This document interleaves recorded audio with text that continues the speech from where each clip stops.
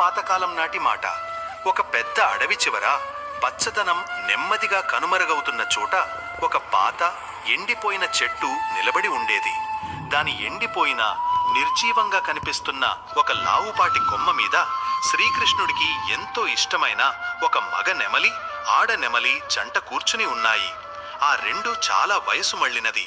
అవి రెండు ఒకదానితో ఒకటి ప్రేమగా మాట్లాడుకుంటున్నాయి. మాటల మధ్యలో ఆడ నెమలి తన భర్త ఆ ముసలి నెమలితో ఇలా అంది: ప్రాణేశ్వర, ఈ రోజు వాతావరణం చూడండి ఎంత బాగుందో. చల్ల చల్లని గాలి వీస్తోంది. ఆకాశం నిర్మలంగా ఉంది. సూర్యుని లేత వెచ్చదనం మనసుకి శరీరానికి హాయినిస్తోంది.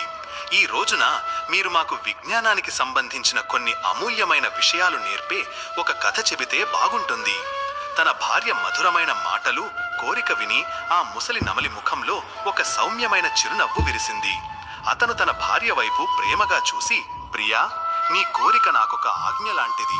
ప్రియా, ఈ కథ చాలా అమూల్యమైనది. ఎందుకంటే శ్రీకృష్ణ భగవానుడే స్వయంగా నాకు ఈ కథ చెప్పారు. సరే, ఈ కథ ఒక తండ్రి అతని పిల్లలది. ఇందులో కుటిలత్వం, నిజమైన ప్రేమ, నిస్వార్థమైన బంధం, ఘోరమైన కుట్ర మీకు స్పష్టంగా కనిపిస్తాయి. ఈ కథ ఎంత ఆసక్తికరంగా ఉంటుందంటే నువ్వు అందులో లీనమైపోయి నీకు సమయమే తెలియదు. ఇందులో నీకు అపారమైన విజ్ఞాన సంపద లభిస్తుంది.